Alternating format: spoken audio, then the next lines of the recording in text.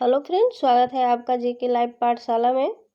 हम लोग SSC GD constable का प्रीवियस ईयर का पेपर सेट सॉल्व कर रहे थे। आज हम लोग 2015 का हिंदी से क्वेश्चन सॉल्व करेंगे।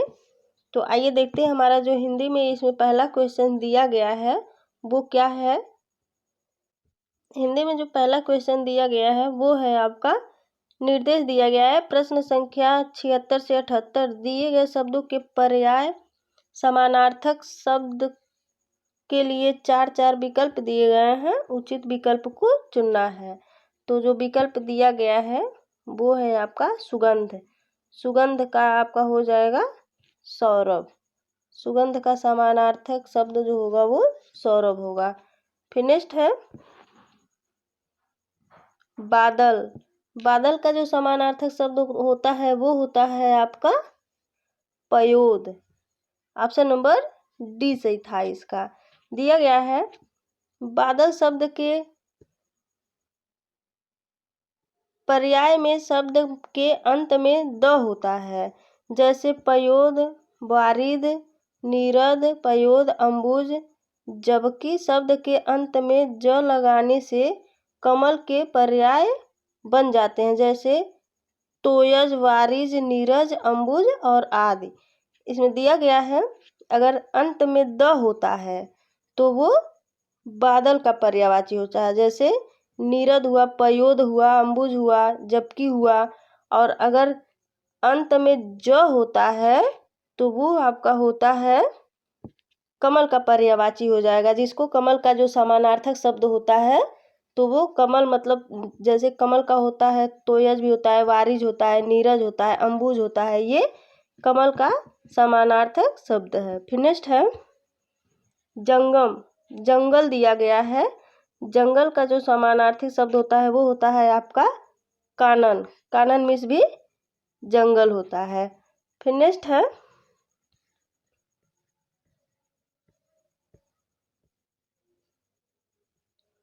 प्रश्न संख्या 79 से 81 दिया गया है।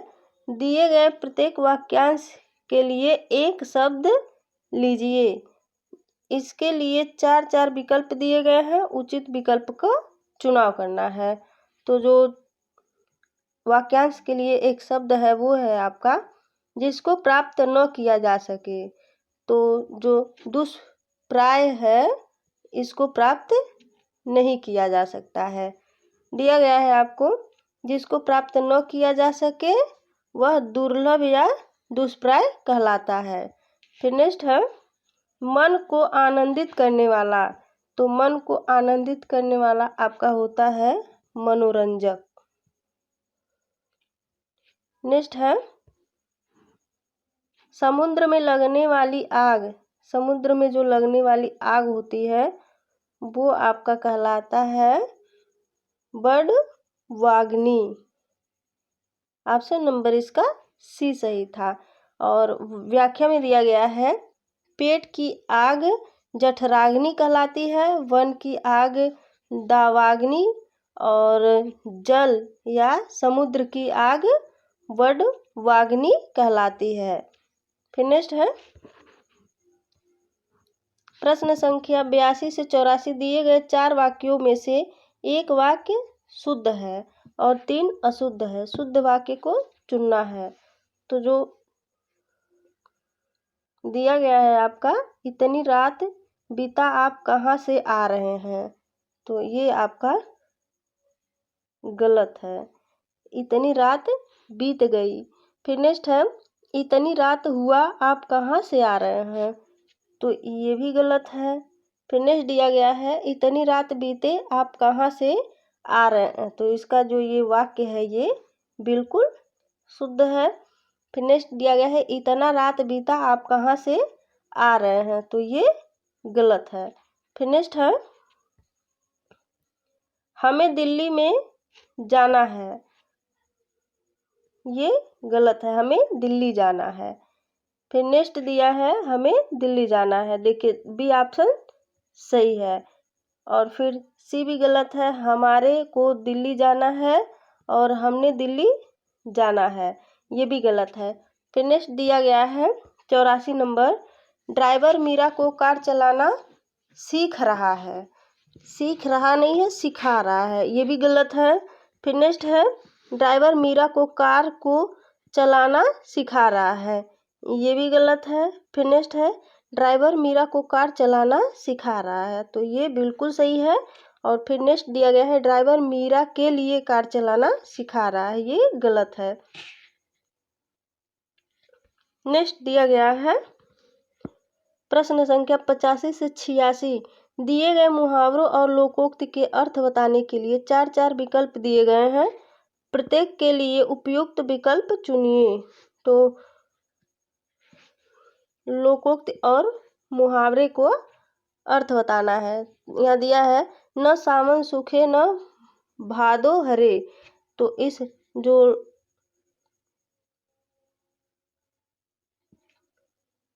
लोकोक्ति या मुहावरा है ये, तो इसका जो सही आंसर हो जाएगा वो आपका सदैव एक सी मानसिक स्थिति में रहना, ऑप्शन नंबर इसका सी सही था। फिर नेक्स्ट है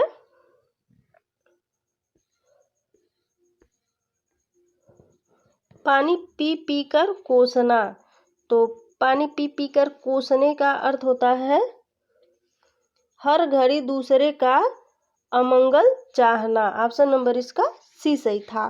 फिर नेक्स्ट है 87 से 91 नंबर, दिए गए अनुच्छेद में रिक्त स्थानों की उचित शब्दों द्वारा पूर्ति के लिए 4 विकल्प दिए गए हैं, उपयुक्त विकल्प चुनना है। तो इसके पहले भी हमने आपको बताया था कि ये जो बीच बीच में ये जो 87 नंबर 88 और ये 89 हुआ, 90 हुआ, 91 हुआ, इसी के जगह पे हमको ये जो 4 ऑप्शन यहाँ पे दिए गए हैं नीचे, ये जो यहाँ पे 4 ऑप्शन दिए गए हैं, इसी में से किसी एक को उसके उचित स्थान के लिए वहाँ पे पूर्ति करना है, कि मतलब इसमें से कौन सा जो शब्द है ये वहाँ पे फिल होगा। तो आइए देखते हैं हमारा जो इसमें दिया गया है, कुछ लोग ज्ञान प्राप्ति को ही शिक्षा का एकमात्र, तो एकमात्र जो उद्देश्य होता है, देखिए यहाँ दिया गया है उद्देश्य, तो यहाँ होगा उद्देश्य मानते हैं। फिर नेक्स्ट दिया गया है आपका, आगे देखते हैं, ऐसे लोग चाहते हैं कि विद्यार्थी पुस्तकें ही पढ़ें, अन्य कुछ न करें, तभी उनके ज्ञान में, तो उनके ज्ञान में जो होगा वो क्या होगा, अभिवृद्धि होगी। नेक्स्ट दिया गया है इसका ऑप्शन नंबर इसमें बी सही हो जाएगा, उनके ज्ञान में जो है अभिवृद्धि होगी। फिर नेक्स्ट दिया गया है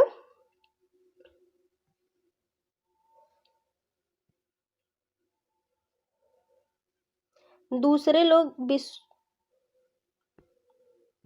दिया गया है दूसरे लोग विश्वास करते हैं अकेले शिक्षा के द्वारा ही मनुष्य जीविका कमाने के योग्य नहीं हो सकता, तो यहाँ पे आपका जो है ये जीविका फील होगा। फिर नेक्स्ट है ऐसे लोग सोचते हैं कि रोटी अधिक महत्वपूर्ण है, जबकि दूसरे लोग विश्वास करते हैं कि शिक्षा का उद्देश्य अच्छे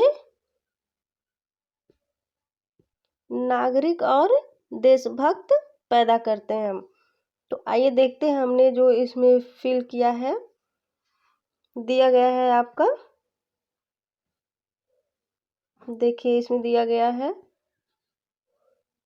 जीविका, और इसमें दिया गया है महत्वपूर्ण, और फिर लास्ट में दिया गया था 91 नंबर में नागरिक बने, इसका ऑप्शन नंबर ए सही था। तो आइए देखते हैं हमारा जो नीचे दिया गया है, प्रश्न संख्या 92 से 94, दिए गए शब्दों का उपयुक्त विलोम बताने के लिए 4 विकल्प प्रस्तावित है, उचित विकल्प का चयन करना है।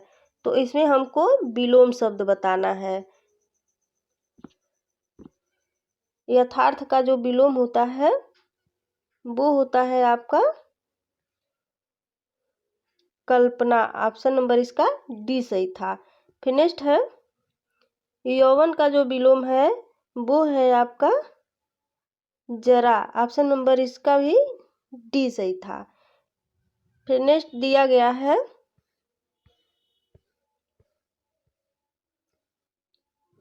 प्रतिवादी का विलोम आपका दिया गया है, इसमें वादी होता है। प्रतिवादी का विलोम वादी होता है। फिर नेक्स्ट है प्रश्न संख्या 95 से 97 दिए गए वाक्यों में रिक्त स्थानों की उचित शब्दों द्वारा पूर्ति के लिए 4 विकल्प दिए गए हैं। उपयुक्त विकल्प चुनना है।